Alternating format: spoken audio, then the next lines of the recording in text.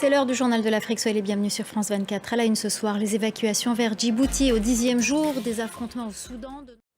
Les opérations de rapatriement du Soudan vers Djibouti se sont multipliées ces dernières heures. Alors que les combats à l'arme lourde entre les deux généraux rivaux font rage, de nombreux pays ont organisé l'évacuation de leurs ressortissants. Les détails de notre envoyé spécial à Djibouti, Bastien Renouille.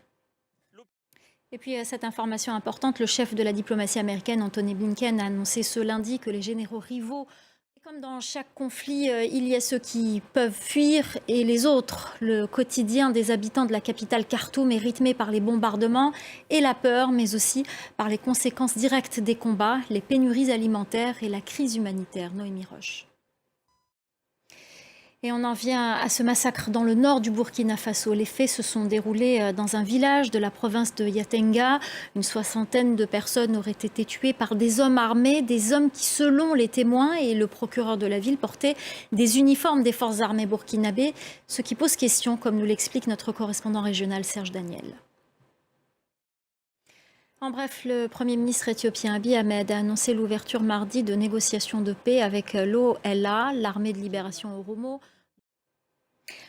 On va s'arrêter un instant sur le dossier des déportations de migrants du Royaume-Uni vers le Rwanda. Plus d'un an après la signature d'un accord entre les deux pays, aucun migrant n'a été envoyé au Rwanda. Un retard lié à des procédures judiciaires. Les plaignants ont fait appel après avoir perdu face à une cour britannique en 2022. Leur objectif, démontrer que les migrants ne seraient pas en sécurité au Rwanda. Les précisions à Kigali de Clément Diroma. Au Sénégal, Idrissa Seck, deuxième lors de la dernière présidentielle de 2019, a quitté la coalition au pouvoir. Il l'avait rejoint fin 2020 à la surprise générale. Le chef du parti Rwemi, qui s'est ouvertement opposé à la troisième candidature de Macky Sall en 2024, en a profité pour annoncer la sienne. La correspondance à Dakar d'Eliman Dao. Ce soir, nous recevons Serge Billet, journaliste, chercheur et auteur d'une vingtaine d'ouvrages qui ont au moins un point en commun, celui de mêler l'histoire avec un grand H à la romance. Il est avec nous ce soir pour nous parler de son dernier récit, Aniaba, du nom d'un prince né à Assigny sur la côte ivoirienne. Bonsoir Serge Billet, merci beaucoup d'être avec nous. Qui est Aniaba ? Aniaba est un prince qui a été envoyé en France en 1687 dans le cadre d'accords.